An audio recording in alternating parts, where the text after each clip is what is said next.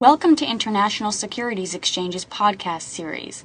Facilitated by renowned educators, ISE podcasts are intended to teach beginning as well as seasoned investors the ins and outs of trading.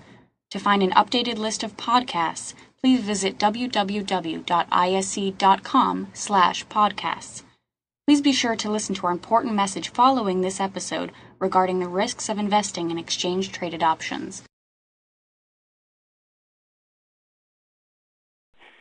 Emerging markets just been screaming, and the reason emerging markets have been screaming is a good reason. Number one, the Asian bloc emerging markets have been very, very undervalued in general because they've suppressed against China. Number two, the other emerging markets, because of the relative growth, the relatively high yield, the movement, the high commodity prices, the various growth opportunities in the stock market have driven these currencies up, and people are running offshore to get involved in the emerging market currencies because the developed world has very, very low interest rates and relatively low growth rates. So that makes sense. And we think it's a long-term structural thing, but near-term that will change too, or could change too, we think. This is the Brazilian real against the U.S. dollar. We quoted it this way to show that, so as this line goes up, the British real is increasing in value against the U.S. dollar. The red line on here are Brazilian stocks, and you can see how tightly correlated these emerging markets are to their stock markets. You see that generally in most emerging markets tied pretty closely their currencies to the stock markets, which makes sense because of the fact that, it's all a liquidity game. As liquidity flows into the country, drives the currency up, drives the stock markets up. Starting to see a little divergence in here. The stock markets in general starting to turn over in the emerging markets because they're finally starting to hike interest rates because of the inflation problems. But in general, we're seeing these moves. We've seen very, very big moves. You can see why Brazil is screaming about its currency. You can see how far it's gone. Brazil is a very interesting scenario because of its relationship with China. They used to love China, but now they're running a massive current account deficit with China, and China isn't budging its currency. So Brazil is now calling for China to increase its currency, and they're, although they're not friends with the U.S., their friendship with China is starting to fade in a big way.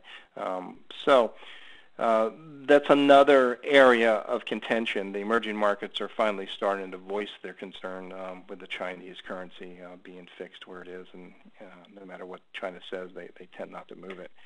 Singapore dollar, this is U.S. dollar against the Singapore dollar. So as this line goes down, the relative value of the Singapore dollar goes up, and you can see this massive move in the Singapore dollar against the U.S. dollar, which I guess you would expect.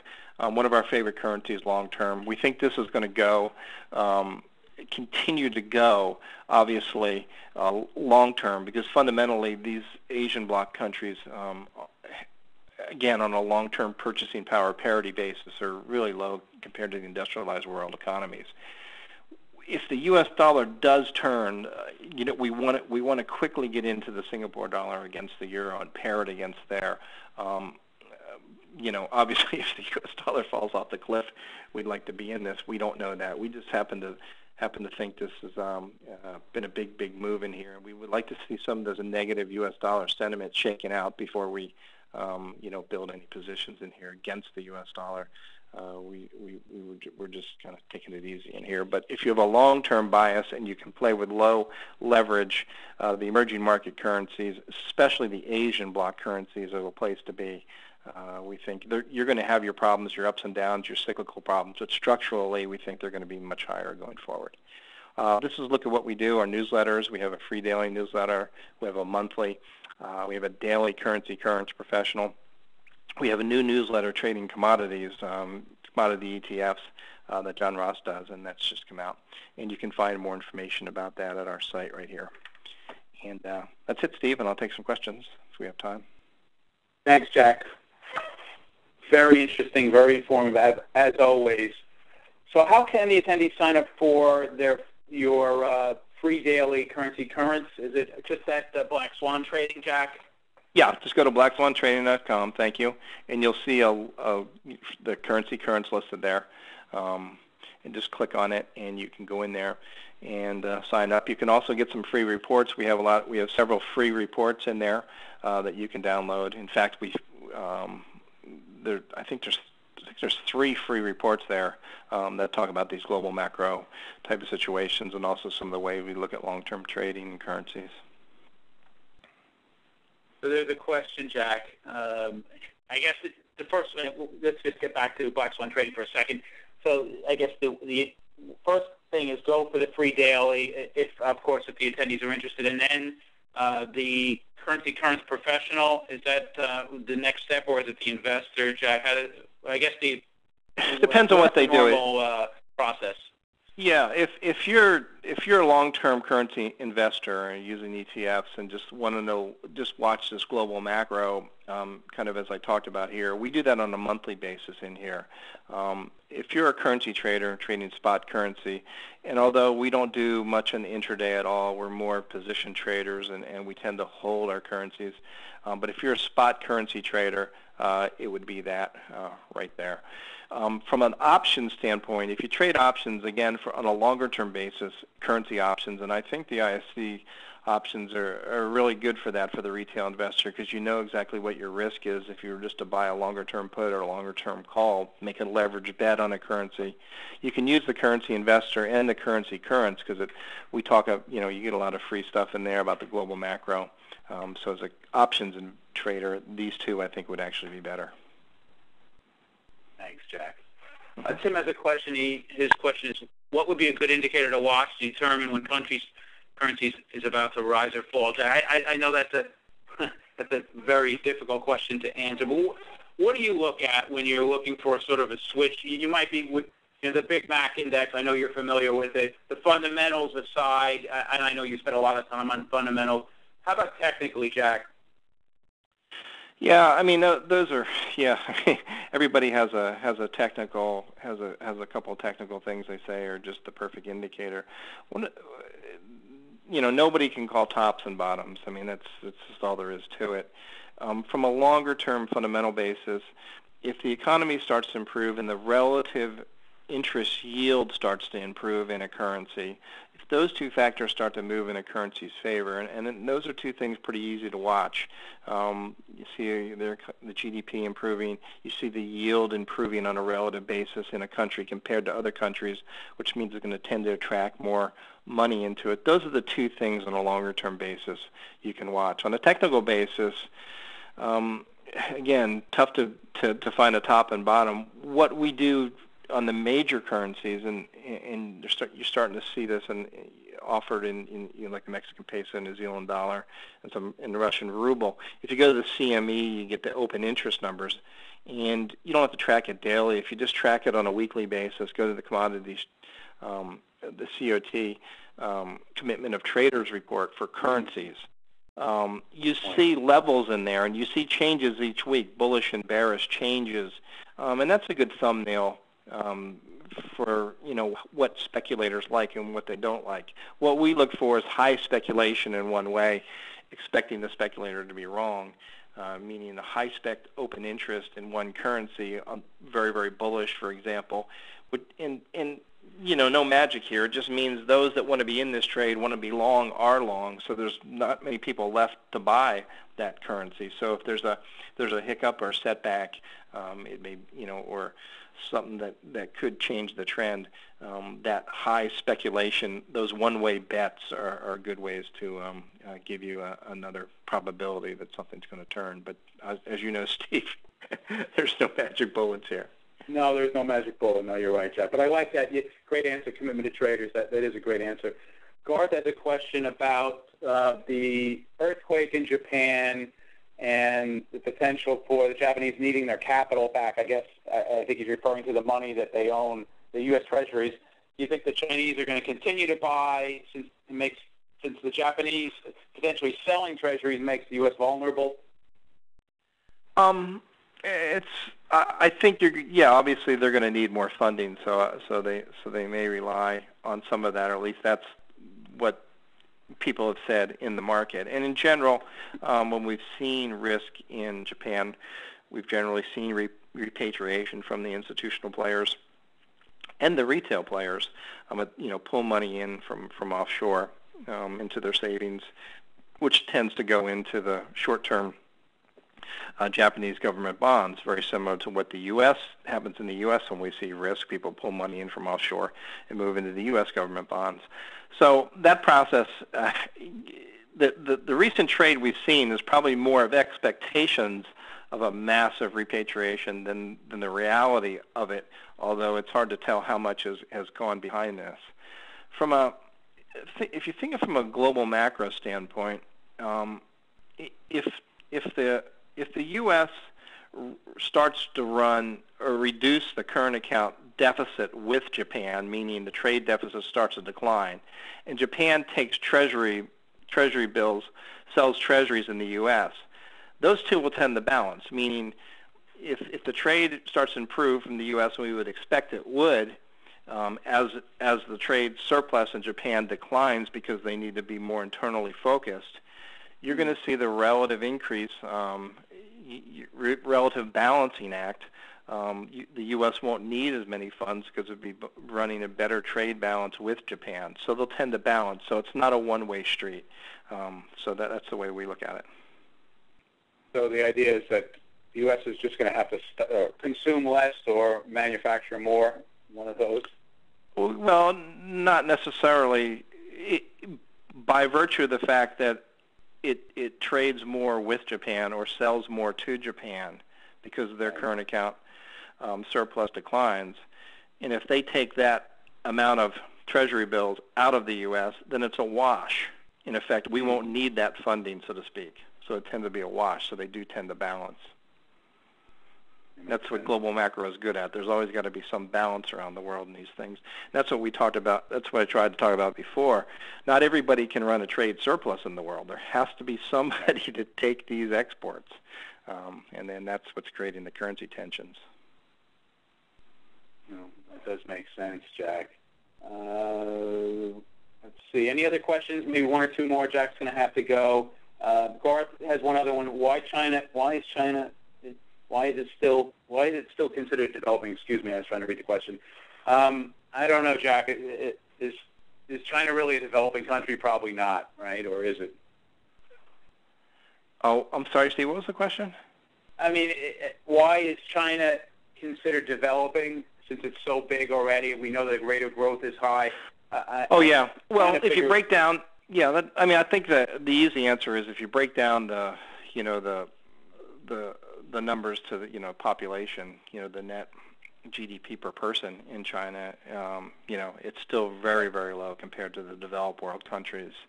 So that's the way it's looked at it. And there's massive amount of rural areas in China that are incredibly underdeveloped. That farmers are just subsisting on it, barely being able to feed themselves. There's a massive amount of that going on. So although the size of the GDP is huge, if you break it down to GDP per person, they're still, they're in that developing world. They're not obviously emerging market. They are developing, but you can't compare them to a developed world country. Jack, this will be the last question. Peter has a question. He says, so if the U.S. dollar rallies, which at some point it will, which will be the best currencies to trade against the dollar? So assuming that the dollar is going to rally, what would you want to short? We want to short the euro. We want to short the euro because the euro and the dollar are mirror images, and if the dollar rallies, we think it's on a disappointment in Europe or a relative growth in the U.S. compared to Europe, and we think there's a lot of air in there. Obviously, we want to be also short the Japanese yen, short Japanese yen, U.S. dollar, long dollar yen on a longer-term basis. But on a trade basis, we think the euro is getting close. But then again, we've been saying that for a while, so it's tough to definitely. I do want to answer one more question, Steve. Right. Trade prudently. Obviously, even though you've been wrong to some degree, you're still trading, which means that you got to manage your positions, not be too bullheaded, and not have massive amounts of money. I know that, Jack, you take your shots, but you're also managing your positions. Yeah, that's what you got to do. Otherwise, you're just going to be gone. You can't load up, even if you like something. You can't completely load up, or you're going to be in trouble. And of course, we learned that by losing accounts, over the years, blowing out accounts to zero. So so you kind of learn that painful lesson, and you start to understand risk in your gut. So I want to answer this question, Steve, on the reserve currency status. It's a big one out there, and we've talked about this a while.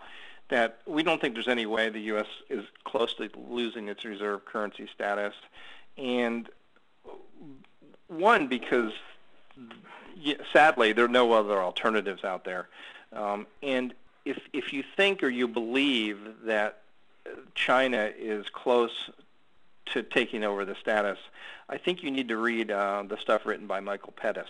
I know Barry Eichengreen has come out and said the U.S. dollar could lose it in 10 years, but I think it's totally nonsense. If most people that are more reasoned, and I think he's trying to push his book, to tell you the truth, although he's very, very good, China has to make a massive change to the amount of assets they let international investors buy and hold in the country. They have to have a massive change in exporting capital as opposed to just importing capital. They have to make a massive cultural change in their economy in order to do this. Some people say if they do this faster than expected, by like 2020 they'll have like 5% of their currency, 5% of global holding of their currency, if it happens in a good way. The U.S. is currently held at about 65% denominated around the world as a reserve currency. The U.S. will, as the world changes and power shifts to the emerging markets, it will naturally lose its relative percentage as a reserve currency. But it's not something that just flicks on, flicks off overnight. Matter of fact, we've written a report on this, and you can go to our website, that says not in this lifetime are we going to lose it, because there's no other competitor. And when you think about, the dollar served the world pretty darn well when you think about it. And as much as we'd like to go back to a fixed rate system, the fixed rate type of system is very disadvantageous for the movement of global capital across borders. And we don't think that's going to change because globalization genie is out of the bottle. They're not all of a sudden going to start putting capital controls on all the major industrialized economies that are determined by the politicians. At least we don't think, because they can't really agree on anything. And number two, the gold standard, as much as we'd like to see that, it's just not politically viable in this market, because if you have a gold standard, you have to use your labor as kind of the flexibility rod in there in order to maintain your particular exchange rates. In terms of gold, you have to let your labor force just decline massively, meaning big deflations in labor and lower wage rates in order to bring in more capital. And in a world in which everybody's so compassionate, and that's just not going to happen either. So unfortunately, so this floating rate currency world is something we're stuck on, and I think it would work better if China kind of get off the horse, so to speak, and we would start if China would let their currency increase in value on a relative basis, we would see more normalized global trade, and so I don't think it's going to happen for a very, very long time. The SDRs that they talk about, special drawing rights from the IMF, is interesting, but again, that takes a massive amount of global cooperation. They couldn't even cooperate, the G20, on how to reduce some of these global imbalances in the near term. So I think I think this is really very much overplayed, and it's the type of talk you get as the dollar's in a bear market, and it will go away when the dollar starts to rise again.